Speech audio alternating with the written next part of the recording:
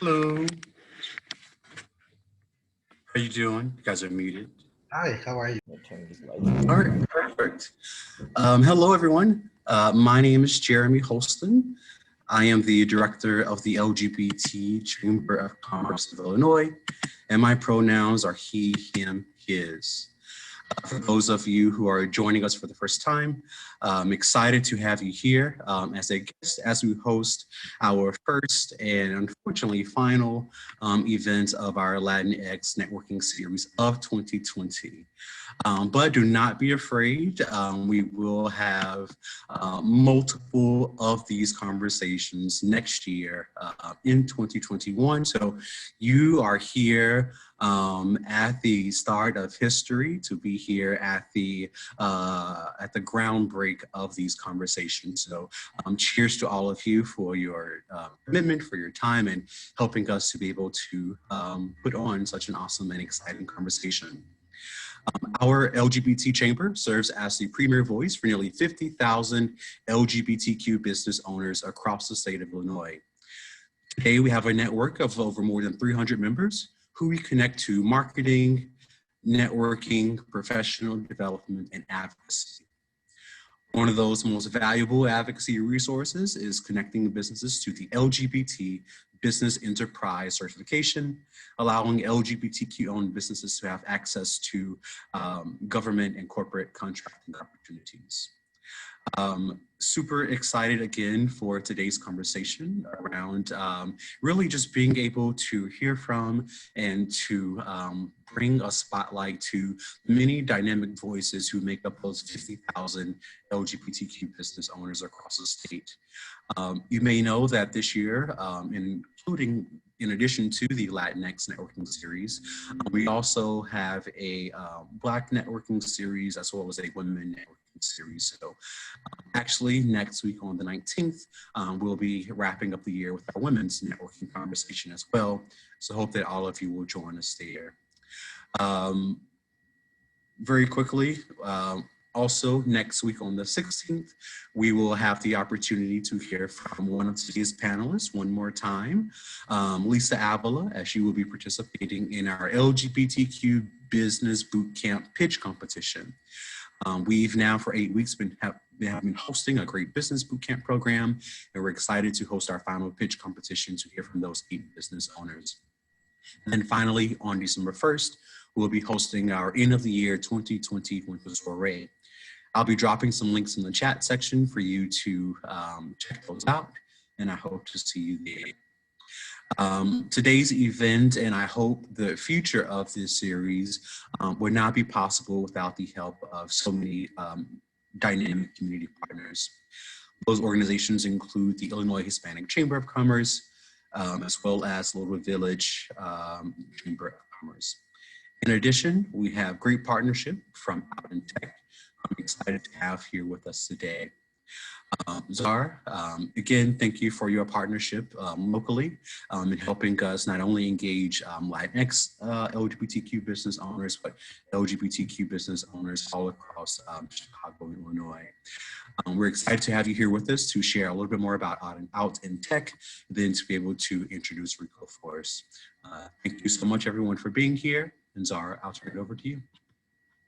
Awesome. Thank you so much, Jeremy. And it's so wonderful to be here, even in a virtual space.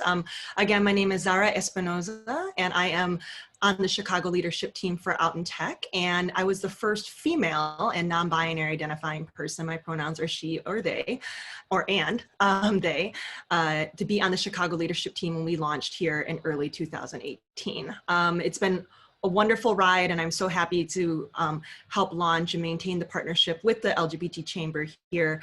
And I'm just so excited that this event is finally happening, as this has been in the works since pre-pandemic days. And with all the rescheduling, first starting with a conversation between me, Jeremy, and AJ, one of our lovely panel speakers, and now being something that's expanded to highlight more voices in the Hispanic and Latinx community, especially within the LGBT Chamber and beyond, is just something that makes me ecstatic. A little more about Out in Tech is that we are the world's largest LGBTQ+ nonprofit community that is meant to unite leaders in tech, whether you be inspiring, whether you be a behind the scenes leader or someone who's front and center like me most of the time.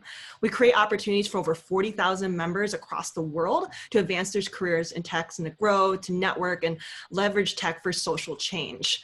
With that, we inspire people through a multitude of initiatives, anywhere between what we do with exploring tech through our Out in Tech University, or Out in Tech U, we call it, through mentorship and guidance and sponsorship, along with supporting LGBTQ equality and equity through activities like we have a great initiative called Out in Tech Digital Core, where we build websites for places all around the world, especially LGBTQ orgs and activists that, you know, are traditionally in places, especially where it's illegal to be out gay and who you are. As well as we host over, I think, 100+ events annually to help bring our community together globally across the world. With that, we envision an Out in Tech, you know, a world, but also a tech industry where LGBTQ people are empowered to be well represented and have full agencies, whether they be an intern or the CEO. So we try to do it across the spectrum of not just the LGBTQ spectrum, but also truly where professionals are in this world. And as you know, tech is everywhere. So you don't just have to be in the Googles and Snapchats and all those other big things world, though we do work with them as well. With that, we have our whole set of core values very quickly, our kindness, knowledge, belonging, and joy, because we believe those are some of the key ingredients to what we do and what we do best, and just as human beings in general. So with that, you know, we're all around the world. Chicago is, you know, just one of the many chapters. I think we have about 16 and we're continuing to grow. I know we recently launched a chapter in France and as well as Madrid, Spain. So definitely connect with us. I'm happy to put in the chat when I'm done speaking, our website and also our Eventbrite. Specifically for the Latinx and Hispanic communities, we do have a great Slack channel that I suggest everybody join, but we do have a channel there called QTPOC, which stands for Queer Trans Person of Color. You do not need to be trans or necessarily queer, but you can be an ally in that space as well of supporting, talking about those issues. I know we're having an event tonight in particular that focuses on the Healing Circle, especially post-election and everything more. I think it's at 8 o'clock Central Time, and happy to put those links in the chat as well, and be welcome to join us either tonight or in the future. We do have about 4 or 5 events going on until the end of the year.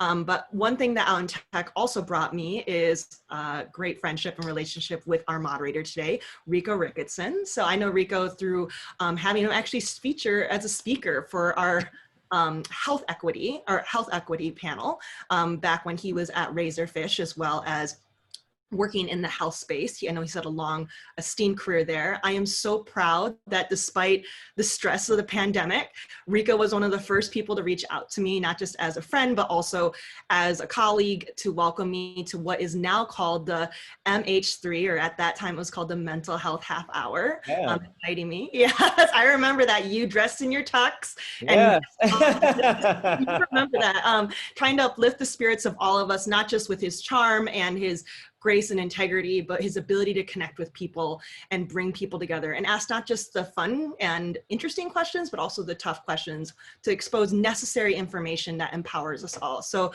I'm just so glad to be here and introduce Rico and the esteemed panel of Lisa, AJ, and Patty to have this amazing conversation. So Rico, take it away.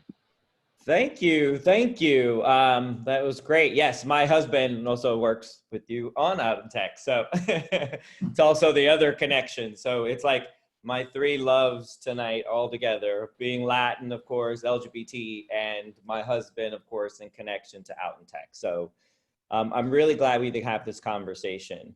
So I know usually, right, when we have these type of conversations, a lot of us that maybe Latin and LGBT community, we may have had these conversations in hallways, or maybe if we're lucky at work, right? Or maybe if we're lucky in a biz boot camp setting.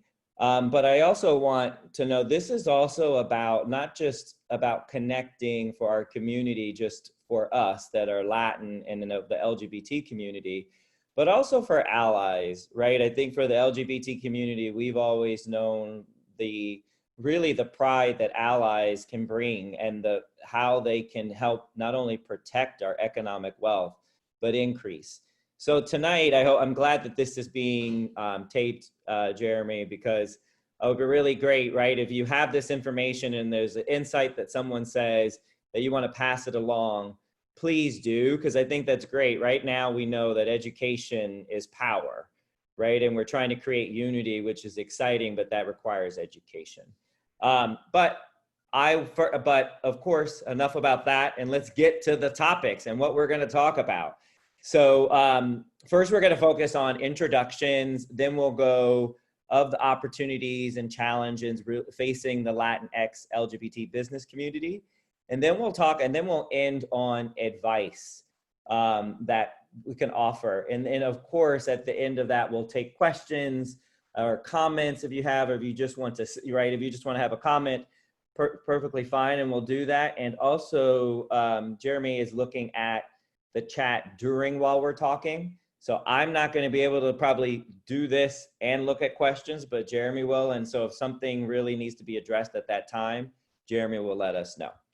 Okay, so for the introductions, probably just like Zara said, I'm Rico Ricketson, and I am on the board of the LGBT Chamber of Commerce, as well as I am a recent entrepreneur. We just launched our LLC at the end of May. And we're now a member business of the Chamber, which is really exciting. And it's been phenomenal. And I'll just give a brief thing of what we do, but it's mh3.co is our website. And really, MH3 is direct access to healthcare providers of the mind and body. So what we're really trying to do right now is we're partnering with large health insurance plans and large employers to deliver mental health benefits either to members and or employees, to address not only to provide them access for our content, not only of just what we have, but also to create custom content. Because as you all know, mental health right now and always has been important, but we need the advice of experts rather than trying to depend on social media or the news, right, to get help. And so that's me. And I am, like I said, excited to be here to talk about the Latinx and LGBT community. But I want to now introduce you to my panel mates.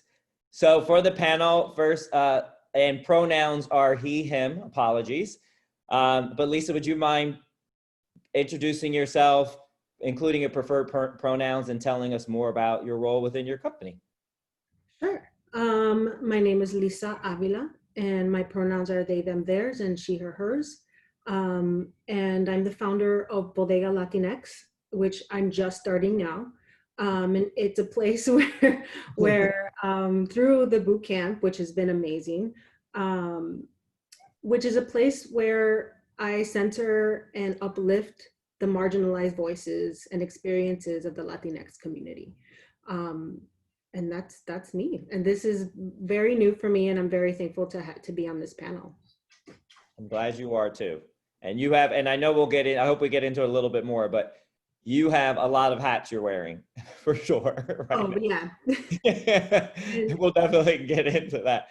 But next, Patty, would you mind introducing yourself and your preferred pronouns, as well as your role within your company? Sure, of course. My name is Patty Finley. Pronouns are she, her, hers, and Aya.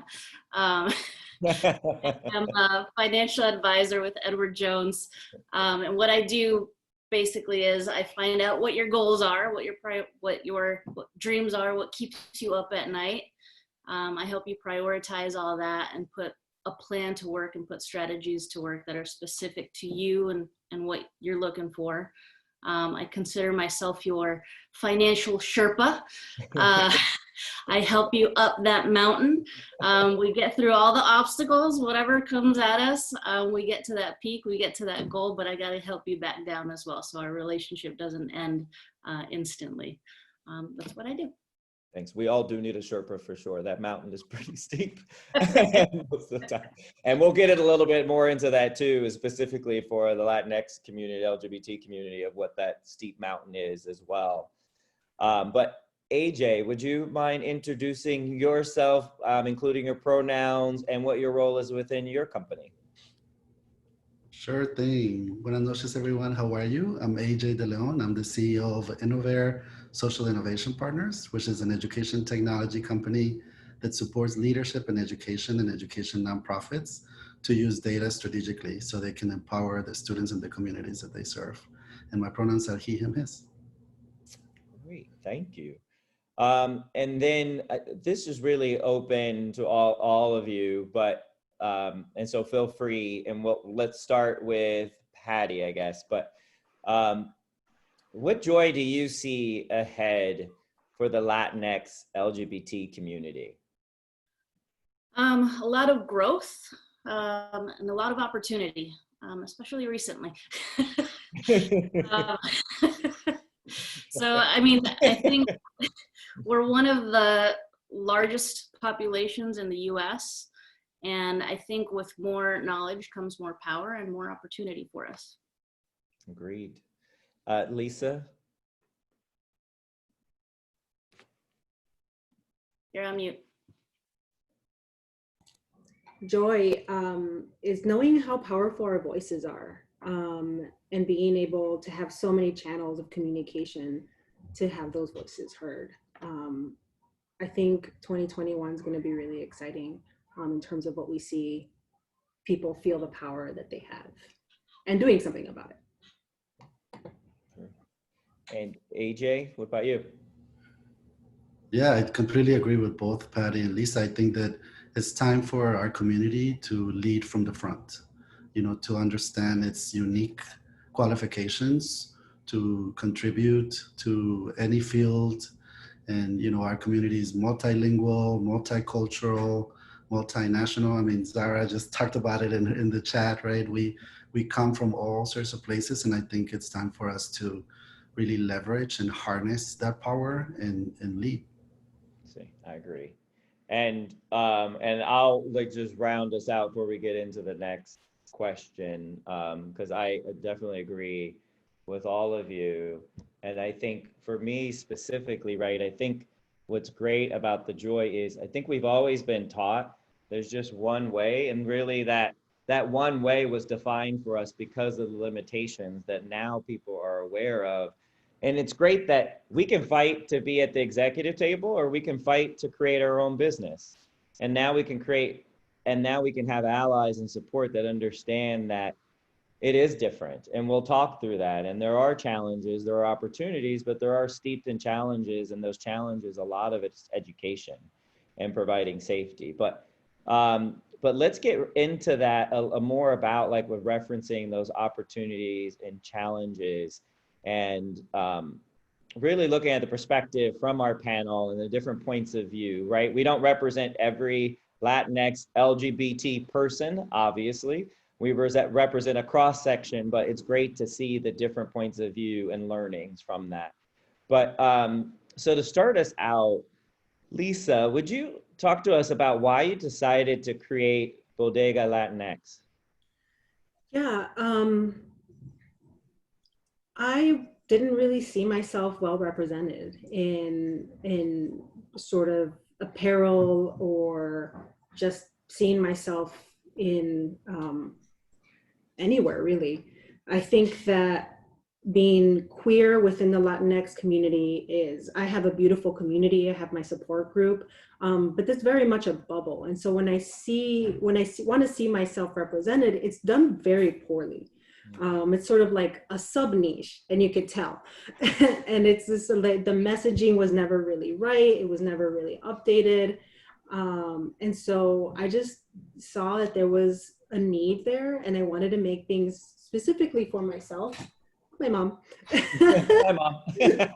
She's feeding my cats. I brought my mom to live with me during COVID, and it's been the best thing ever. Yes, I'm sure. It was supposed to be like a month or two, and now it's like, okay, well.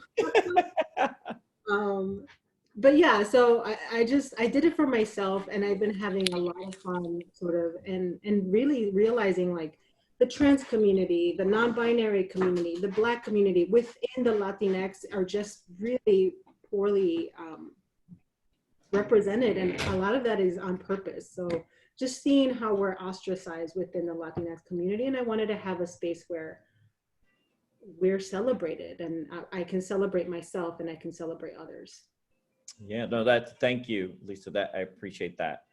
And sorry, my phone is right over there. You can hear ringing of a cell phone. I'll be honest, that's me. So the next question is for AJ, and AJ, you may want to describe as well a little bit more about your company, and please do in this answer, but why did you want to change the face of leadership in tech with your company Innovare? Yeah, thank you for the opportunity. I think similarly to Lisa, I mean, you just don't see us as the producers of technology. You know, we know that our kids, our communities, our families are using technology, right? Like everybody has a smartphone, everybody understands how to use a tablet, or even with the digital divide, we still have a problem with that, you know, but our community is not really producing the technology. And I think we need to be on both sides, not just in tech, but across all the industries, as I mentioned earlier. But specifically in tech, you know, when you look at who the leadership is, you know, who the face of innovation, quote unquote, is, I mean, our kids just don't have role models, you know, and like Lisa was mentioning, you know, our community is rich. And, you know, if you are growing up queer, or if you're growing up an immigrant, if you're growing up, you know, a Latina, like, where is your role model? You know, if you want to be an innovator and if you want to create the next Facebook, the next Uber, the next Innovare, you know, I think I wanted to not again wait for the role models to just suddenly appear, right? And just like the rain that I've seen is coming outside my window, that it was just rain, you know, these role models will just rain from the sky. Like we have to be those role models. And I think I decided, you know, after leaving my job at the Gates Foundation, and the only people of color that I would see at my meetings were the people on my computer screensavers, you know, who were African grantees of the foundation. That's a problem, you know, when I'm the only Hispanic person in the entire DC office at Gates. It really makes you think, like, you know, where are we? What role can we play in changing this? And so, you know, I quit my job there and at CPS and decided to start my company. And because I think what my company does is really help leaders understand how they too can do that, and empowering people with the tools they need to actually have an impact is really my passion. And whether I was doing it for students in, you know, Little Village, or at DePaul when I was a student there, or now in Chicago Public Schools, you know, as a ed tech provider, I think the goal is really to empower people, and ultimately is because I wanted to self-empower, right? And to have that, you know, sort of pay it forward. So for me, changing the face of leadership is critical, because we need to, as Lisa said, show that we're here. Secondly, we need to have more role models for our future generation. And thirdly, because to be honest, we have skills and talents that are under tapped, and that can, in the innovation and tech space, can actually add a lot of value. Sure, I completely agree with you. And I think it is, and I'm glad that and I'm glad that you realize that too, right? And it's hard to sometimes have to step forward, but no one's really there to protect you, or not even, I wouldn't even say not protect you, but more really culturally understand the differences. There are really big differences in culture, right? You just think about, we've talked about this and we'll probably get into this, but even looking from being Hispanic and being a entrepreneur, right? And we've all had in common of leading with emotion first and empathy and like wanting to solve something, and money is secondary. I know, you know, it depends on where you're at, of course, in your path, but of the money part, but it really culturally, if you even look at that, that's really different. And we'll talk about that of talking to investors, but thank you for sharing that. And so, and this is what we'll get to actually is, so what are those barriers a little bit more? And Patty, sorry, with AJ, I think we started with this, right, is the intergenerational wealth for our community And Patty, I think you have another perspective on that from your families and from the families and individuals that you work with. Would you mind talking a little bit more about that, of the roadblocks that they have in regards to, you know, getting up that mountain of you being their financial Sherpa? Yeah, for sure. So intergenerational wealth, I mean, personally, like coming from my mom, like there's nothing coming. Like her generation, she was born in 46. So she's on the older side of my top generation. It was go to work, put your head down, and just try to survive day to day, right? And so the mindset and things that we need to bring down to the next generation, like my generation, generation following that, is not just survive, but we got to learn to thrive. And so the barriers that come with it are, you know, lack of education and knowing what resources are out there. And I'll tell you, coming from my, like, Lisa, by the way, I'm driving down to Texas to bring up my mom to hang out with me for like the next 2 months. So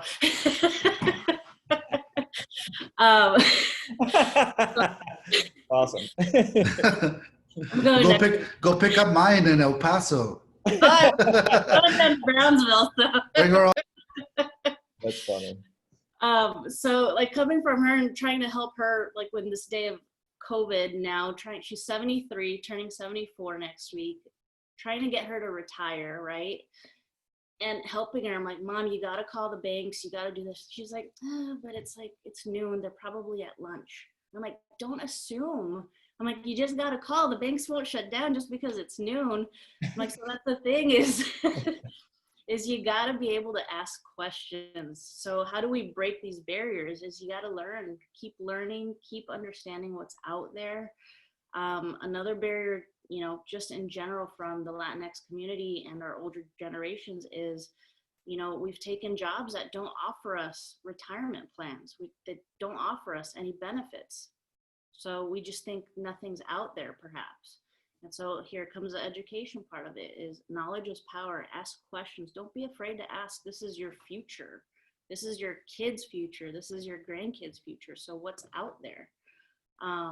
One of the things that I've noticed a lot, and you know, we see it through the media, we see it, you know, through our own families, is the huge gap between income and just wealth in general. Yeah. Between the Latinx race, the white race. I mean, I read a statistic that about 69% of the Latinx community does not have any type of retirement plan. And so that scares me because I know we don't want to be working when we're 73, 74, like my mom. Like I know she wanted to be done with work 8 years ago and just couldn't. And so that's the thing is we got to ask the questions, know what resources are out there. If you don't ask, the answer is always going to be no. That's great. That's a great learning, right? That's another thing, right? Of teaching that, because that is a cultural nuance, right? There is things of like of the respect part and breaking through and you're not being disrespectful. That's great from that side of the coin. And I know the other side of the coin that we're talking about on intergenerational wealth, AJ, is about like, what is your perspective on that? And we talk about that, I think, and as an entrepreneur, what is your perspective? Yeah, thanks. I think going back to what you're saying, Patty, really our community has not been taught, right, over generations to understand its worth, you know, and I think that actually has prevented a lot of us from asking for what we actually deserve to get. You know, other children are taught, right, when you saw the experiments of the kids having the bowl in the middle of the table, and certain kids take the candy and others don't because they understand that they're going to get more if they wait. You know, kids of color would take the candy, right? And so I think it's because there's that short sort of sighted, as Patty mentioned, survival versus thriving type of ideology. And in the tech space, you know, there is definitely a game, you know, there's a game to play, and our community is just not at the table. We're not at the table on either side of the sort of the board, you know, and, you know, we don't have a lot of investors who look like us. Only about, you know, 3% of venture capitalists are actually people of color. So we can't expect them to understand who we are and want to have a beer with us or invest in our company or connect with us if they don't know who we are.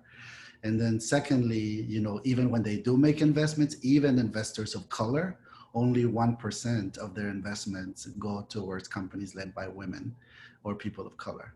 And then once you add all the other identities, right, the number from 1% starts diminishing, you know. So for example, for Black women, it's only 0.2% of VC money going towards them. So I can only imagine if you're a queer, you know, woman of color, what your opportunities are. And again, like Lisa mentioned earlier, we just don't see ourselves, you know, in the room. So I think it's important for us to change that. And like Patty was saying, I love what she's doing because she's really empowering people, right? Just like I am and Lisa is as well, to see themselves, whether it's through clothing or through financial wealth and intergenerational planning. From a financial standpoint, I want to show that sort of political, have that, you know, image, right, that can create change, maybe carve out a new path. And to be honest, I have meetings with investors sometimes that are not very pleasant, you know, where I have to sort of remind them that I'm actually giving them an opportunity to invest in my company and not the other way around. You know, my company is profitable, my company is growing. It's actually led by people of color, both in front and behind the scenes. You know, our front person is a Black Latina woman. So, you know, it's very important to change, again, that perspective that we need to be given something, that our community needs to depend on, the charity and the sort of courtesy and, you know, I guess, consideration and affirmation of other people. And I think we need to just come into the room and say, you know what, I'm meeting the objective criteria of your thesis. This is what you say you want.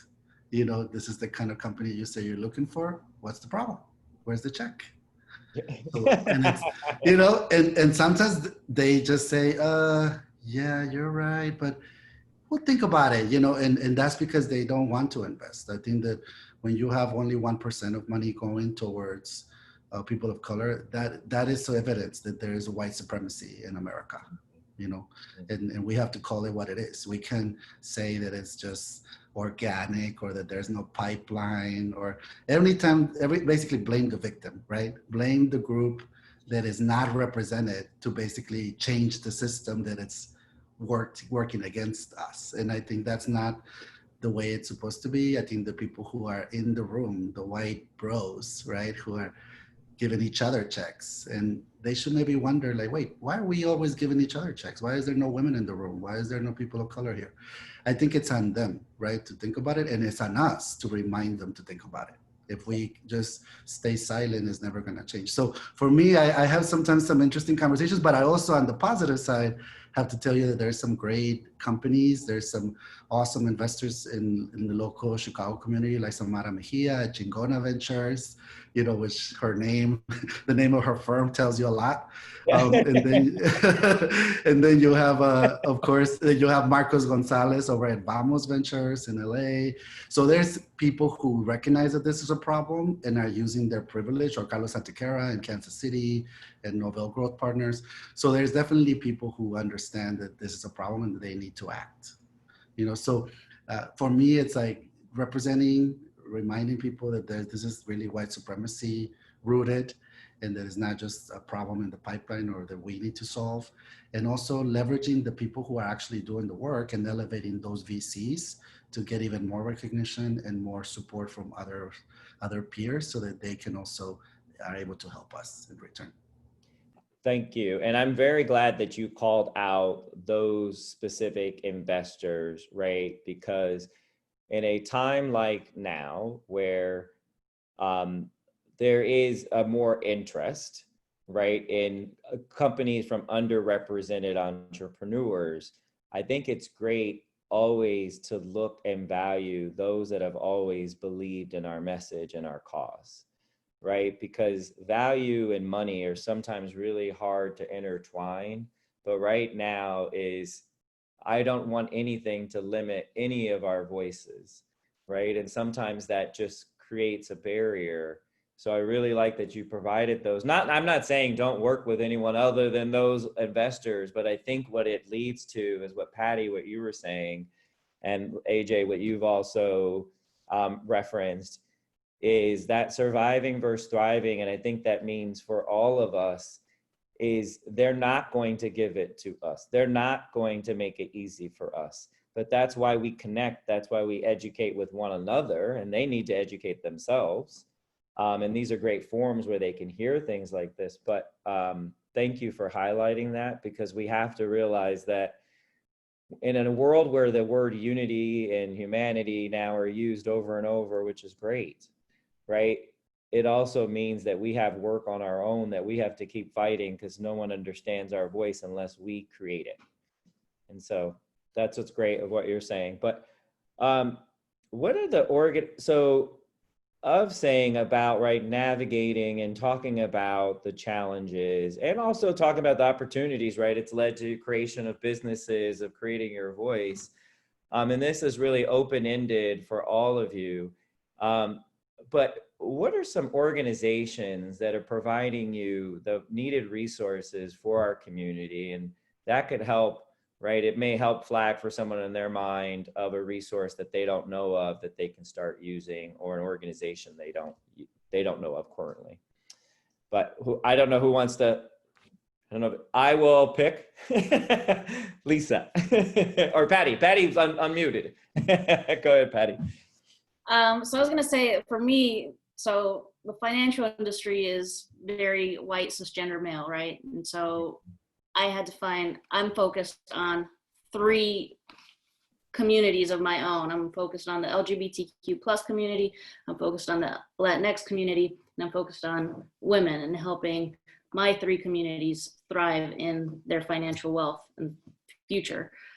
So what has helped me has been different networking groups, like the LGBT Chamber, like you with the Illinois Hispanic Chamber of Commerce, and various networking groups, like there's a group called Women Belong. And LinkedIn really is just finding people who speak Spanish, because it's really hard to find anybody who speaks Spanish and is, I would say, very open about it, which is, I know, weird, but no one says, hey, I'm bilingual and I speak Spanish and this and this and that, and it's kind of hard to find. So LinkedIn is what I've been using for that purpose. Oh, that's great. No, thank you for highlighting that. Either Lisa or AJ, do you have, I'll just signify your unmuting as that's your hand up, I guess, in this world. Lisa. Honestly, the chamber, of course, and following up on every opportunity to connect with folks, like Patty said, on LinkedIn has yielded beautiful responses and relationships. Like, just to see community be community, as opposed to sort of like trying to get something from one another. It's like we're giving each other feedback, and that's been a big one. But also just like my community, like my support system. Like if you say something out loud, which oftentimes, you know, we've heard the saying, like, you know, just do your work in silence and, you know, show the results, you know, because you don't want to like either jinx it or, you know, envidia, all of that stuff. Like, but, you know, you just got to trust in your energy. And even on this panel, AJ and I went to DePaul together, and just to be reconnected again is great. And we're going to connect, and hopefully we can support each other now. I've had folks reach out to me and say, hey, I saw you on LinkedIn for this thing, you know, I would love to talk, and we've talked. And so just seeing like real community happen, and not through any organization or anything like that yet. But I will say, like, just leaning on each other has been really beautiful. I agree. And I think even for me of joining the chamber as a member business, you know, outside being just a board member, I've just the networking that's happened and like the immediate trust you have, right? That it's really like talking like to a long lost friend. It feels like often. So I think that's great. And at least it looks like you had something else to add into that. Yeah, just to add in like the community piece along with like the previous conversation about like intergenerational wealth. I mean, I don't think it's an accident. I think that, you know, we have a long history, the Latinx community, of hometown remittances, of tandas, of a lot of of living in intergenerational families so that we can be middle class, even though individually we're poor AF, you know, like, so having these, you know, having that extend professionally, I think is part of our strength as well. Not just like sort of trying to do things by the cis white gender, wow, you know, like all of that stuff, you know, the way that they play ball doesn't have to be the way that we play ball. I think our game is actually quite stronger. Yes. And I think I've realized from all of this is that we are much stronger than we thought, right? When you had that revelation of, not revelation, you always knew, but this recognition of we don't know and what that meant. But AJ. Yeah, briefly, I mean, I think to be very honest, very vulnerable here in the panel, I think I'm still trying to figure out like what communities, you know, I can be a part of. You know, I think that it's a lonely space. The tech space is not very inclusive. There's a lot of microaggressions, a lot of things, especially being the CEO, right? Like you're in front of rooms all the time. You're pitching in front of the IHCC, and you're the only gay person in the room, and you get the look about how what you're wearing or what your hair is like, and you know you can feel, right, that you're not like you're not necessarily fitting in, right, with the traditional, let's say, business leadership face. And I think we are also changing the face of leadership, not just in the larger society, but within our community as well. And so I'm still trying to find, you know, I think actually Jeremy was a great ally, and not just as a chamber leader, but as a person, as a human. Like when I reached out to him, he was like, you know what, I understand where you're, let's talk. And we went and had a drink, and we talked about each other's stories. And at the end, he was like, oh, if you want to be a member of the chamber, like you just fill out this link and you become a part of it, right? But it was more that kind of connection of like human to human, like black and brown. I saw the question come in the chat, right, about using our position of power to elevate one another. I think we have to be aware of the ability that we have to do that, even in like a small token of just having that one meeting, like connecting on LinkedIn, like you were saying, Patty, you know. And even in preparation for this panel, Patty was like, oh, I have a question about this answer or whatever. And we just started kind of engaging on email. So I think we just need to connect and find each other. You cannot build community if you don't find one another, you know, and really be open with yourself about your needs and be an authentic leader and say, I know you asked this, Jasmine, like, what do I need as a leader? You know, do I need to be told that I matter, that I am somebody who can be a CEO of a tech company? Like, do I need that cheerleader friend or group of friends, right, that can say like, yes, you can do this? Because to be honest with you, when I started this company, I didn't have a lot of champions, you know. I couldn't, and I'm not part of a lot of Latino-led organizations that are gay-focused in Chicago, because to be honest, I didn't feel welcome there because I looked very different than a lot of the people, like phenotypically. I didn't have like the brown skin and the dark eyes, and yeah, I looked different. And so people didn't know what box to put me in. So I think, you know, beyond your quote unquote identity, I think all of us are still humans. And sometimes as leaders, what we need to do is leverage that a little bit more, connect with people in an authentic way, and then figure out how we can, you know, use the social capital that each of us has to elevate one another, whether it's across racial or gender groups or within the community. Because to be honest, Latinos, we have not been taught to help each other in the way that I think we need to. White people, they help each other. They lend each other money. They write laws to protect each other. They write like to protect the bodies of each other. Like we don't know how to do that because we're not in the game. We're not in the room to write the legend. I mean, look at what's happening in the real world right now. I mean, they're literally rewriting the law so that some of our people are just not enfranchised anymore. So I think that's something that we need to be aware of. Like, what is it that we don't know? What game are we not a part of? And how can we get in that room and be part of that game, Lisa, right? And play our game in that and set the tone in the game rules, not just play the game the way it's played today. Agreed. Yes, and I didn't know, Lisa, did you have a follow-up on that? Did you want to say anything to add on to that? Because I saw you. Part of me wants to play the game, part of me doesn't. But I realize how important it is when it comes to policy and legislation. You know what We got it. Legislation, yes. I do think we are helping each other out. I just think it looks really different from what we're used to that game being.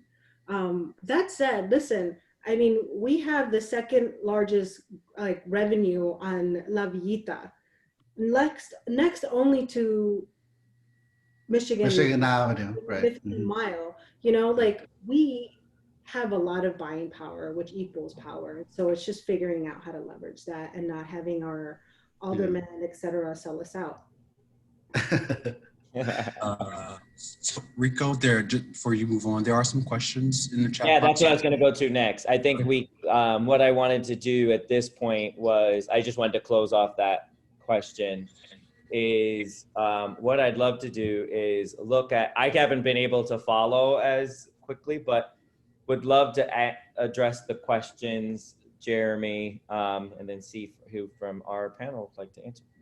Yeah, so I'll throw out the first questions that sort of blended together. So thanks to Zara and Jasmine for this combined question. So of course, in this year in 2020, we've seen the rise of a lot of things or an emergence of a lot of important conversations, particularly around Black Lives Matter, racial justice, and social unrest.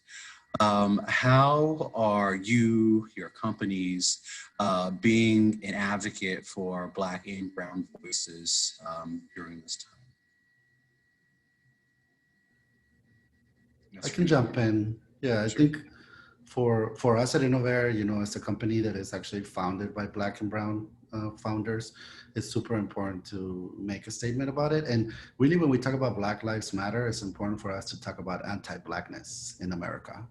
You know, and I think our community, especially the LGBT community and the LatinX community, has a lot of work to do when it comes to anti-Blackness. You know, when you think about the erasure of, especially within, like at least in my community, the Mexican community, of our, you know, Afro-Caribbean history, right? And how our community just doesn't grow up knowing that we have Black Mexicans.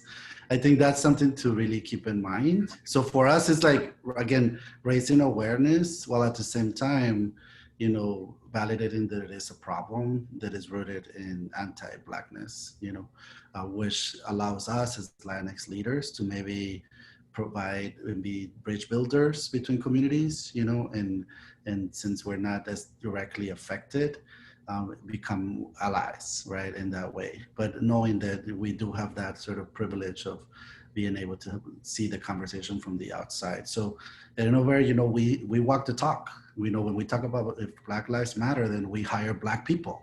Like in my company, I intentionally look for people of color to actually hire. So it's not just, you know, a slogan. It's not a DEI club. Like we're starting the company from day one with equity in mind. And I think it's hard to turn Google from 98% white to a diverse organization after the fact. Like you have to start on day one. So for me, I have those conversations today. And when I'm looking for talent in the future, I'm always looking for those people that maybe are, you know, are Black and are other types of people that need to be working at the company. So walking the talk for me is really important. Awesome.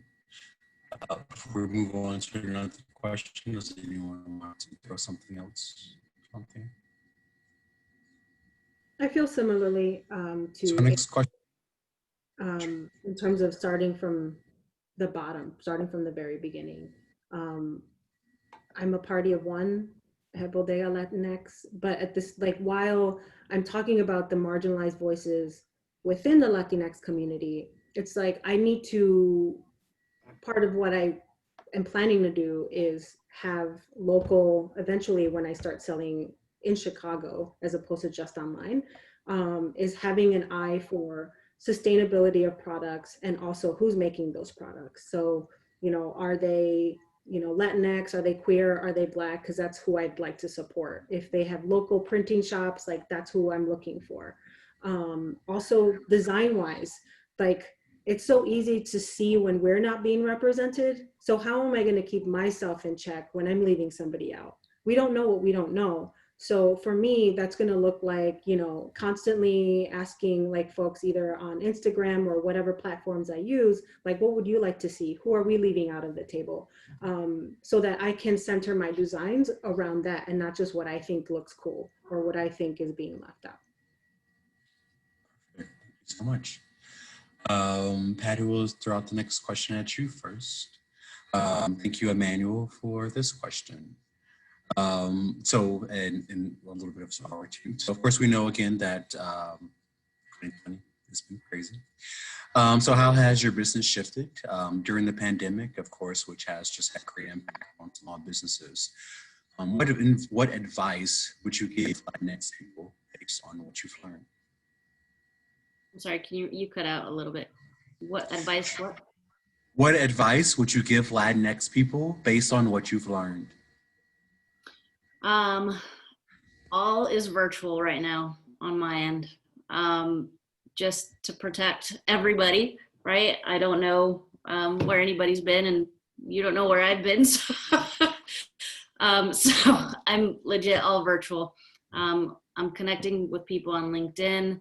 I'm using my personal network to grow that out.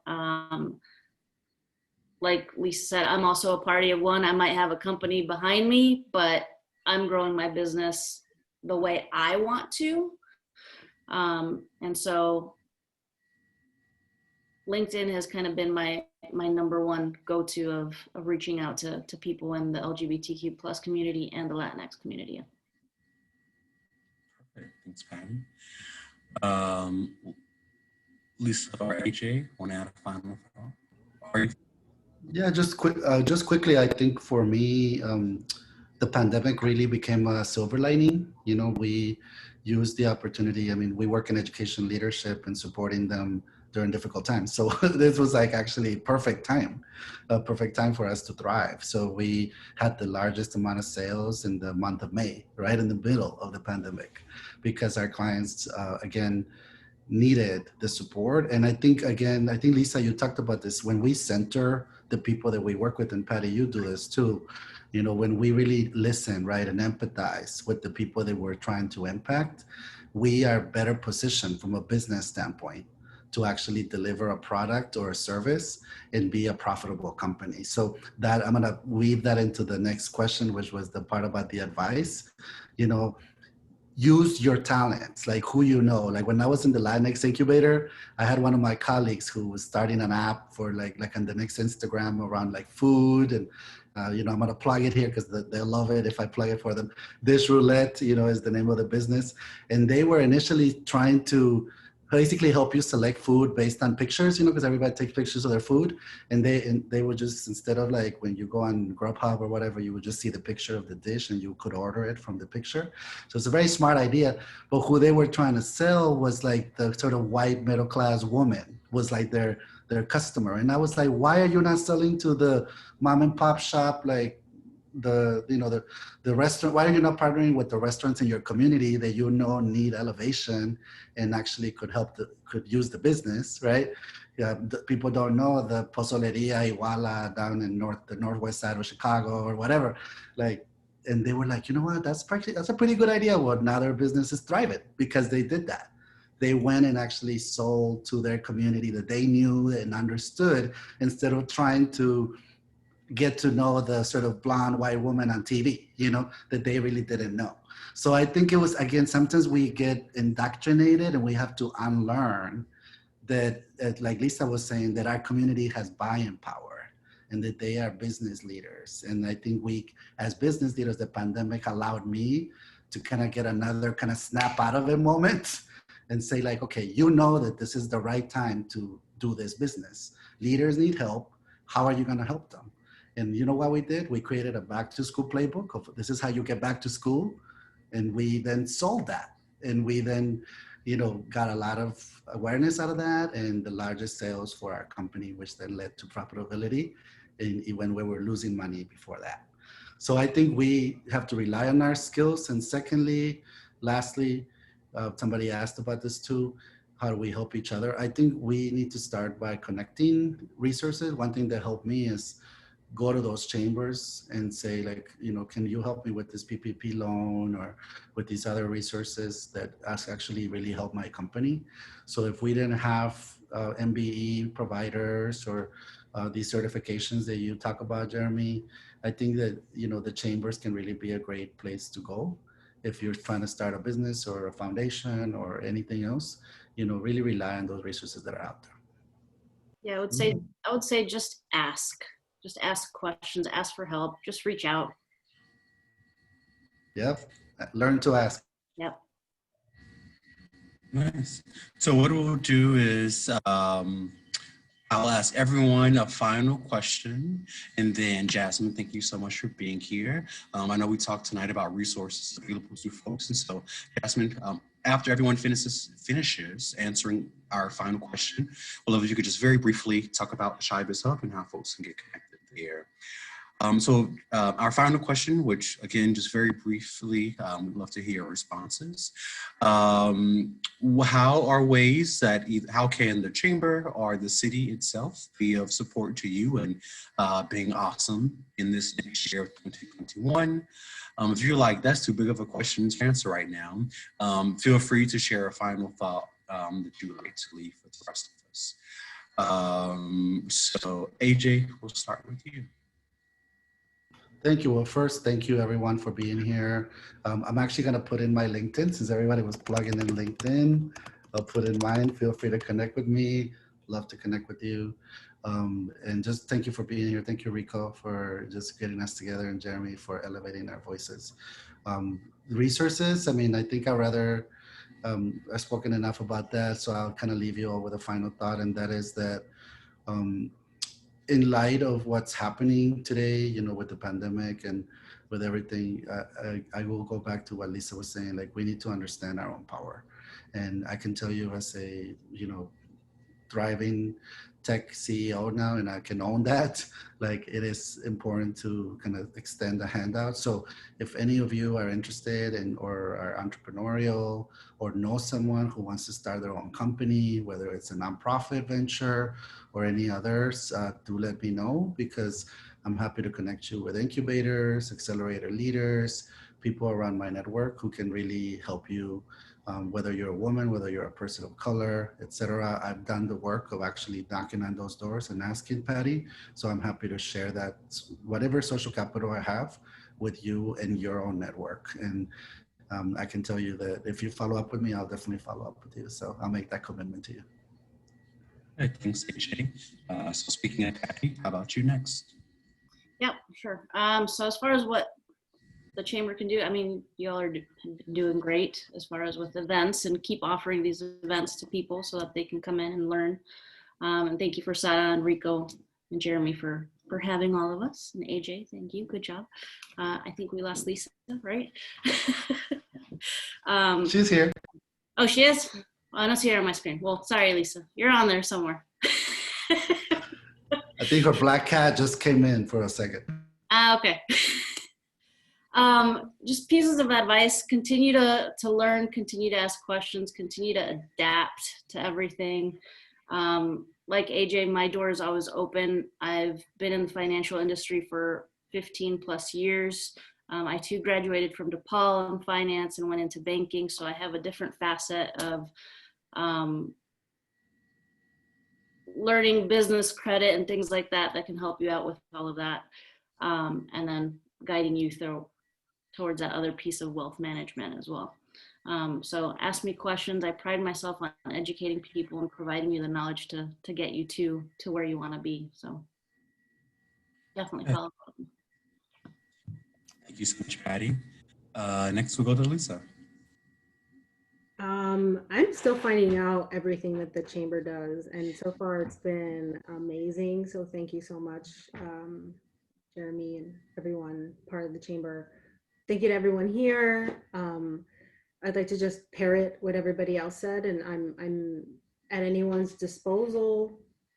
I have a wealth of information about a lot of things, oddly enough. I'm in advertising and public relations. I'd like to think of myself as a radical do-gooder, social justice warrior. So I'm here for it, all of it. Oh, just a little tidbit, just for the, about advice. Apparently, doing my research for my pitch on Monday, 40% of new buyers online are new. So there's a lot of buying power online. I know like things look really grim right now, but I would lean in hard on like your online shop, and even possibly spend a few bucks like doing some marketing. Yeah, and I was gonna say I'm hiring, so if anybody is looking for a job, especially in marketing, I'm hiring for 2 jobs right now. So definitely look forward to getting you to plug this in your network, please. If you're a marketing guru, marketing genius, I need you. So Lisa, we might need to talk. And same thing with the strategic partnerships manager role. And Patty, I might call you too, because we need some money advice. Perfect. And last but not least, Rico, any final thoughts to share? Perfect. Yeah, I'll provide final thoughts, because resources, of course, we work on that all the time, what we need to do for the chamber. But final thoughts is, it's very exciting, to your point, to have community, but not only just to have community, so that I think before all of this, right, have community just for sanity, but have community now to really uplift one another and switch from that mindset that really didn't serve any of us, and that was surviving, and that's thriving. And that thriving, though, is, and I say this as my last words before saying thank you, is that thriving, though, right? I think for all of us, is my ask is, don't ignore the person next to you, and just get curious about that person. And that's racially, that's gender, that's sexual orientation, that's everything. Is just ask questions. And I think being the owner of a mental health platform, that's probably why I lean more into that. But we all need a little bit grace right now. And so I just ask you for that, is get to be curious with other people, because it's hard right now. But with that, I would say thank you. I really have loved meeting you, Patty, AJ, and Lisa, and being able to hear your stories and commonalities. And I'm glad that we've been able to have this moment we'll always have this to connect. So I appreciate it. And it's glad to see other people in our community soaring. So thank you. Very quick, yes or no, Rico. Did you also go to DePaul? Did I? No, I did not go to. Somebody needs to send DePaul the memo, right? They're doing something right. My school, people are gonna be like, what? I went to a Christian college on Taylor University. So talk about, still have scars with that. And then grad school, I went to Ball State I have my master's in neuroscience. So we were so close to an all. Yeah, it was Midwest. Yeah, so he's the very last underachiever of the group. Yeah, thank you all. Again, Rico, thank you so much for joining us. They were awesome. I don't need to add much more to that. Definitely appreciate all of you being here. Look forward to having an awesome year with you all next year. Again, we briefly talked about resources earlier. So just very, very briefly, wanting to give Jasmine the opportunity to talk about Shopkins Hub and how they are a resource to folks in the community as well. So Jasmine, thanks for joining us. Thanks, Jeremy. Super happy to be here, and thank you for the great panelists. Definitely wanted to do a shameless plug for ChiBiz Hub, because if you're a business owner or entrepreneur out there and you're looking for any resources, especially capital during this time, we are a resource for you. We have over 170 business resource providers across the Chicagoland area that are ready to help you. And in one-click referral, you can get connected to them through ChiBiz Hub. I'm also bilingual, so if you need help in Spanish and you just need help navigating all of these resources, I'm very happy to help you. And so I've entered my email in the chat box, and then also put in, all you have to do is just go to chibizhub.com, send us an email at info@chibizhub.com as well, and I can help you out through there. So thanks, Jeremy. Thank you so much, Jasmine. Again, thank you everyone for being here. Again, I did drop a final link again for all of you to join us on Monday, so you can root for Lisa as she shares her pitch in our pitch competition. So I know that all of you are super excited and will be there to cheer her on. Again, this was a really great conversation for me. I'm super excited about where this networking group is headed to for next year, and know that a lot of this information will help us in figuring out some of those conversations. So I look forward to seeing you all next year as we continue to have these conversations. Hope you'll join us at the rest of the events lined up for the rest of the year. Enjoy your night. If you're walking somewhere, grab your umbrella, and we will see you all very soon. Thank you so much, and have a great week. Bye, everyone. Bye. Thank you. Thank you again, and adios. Zara.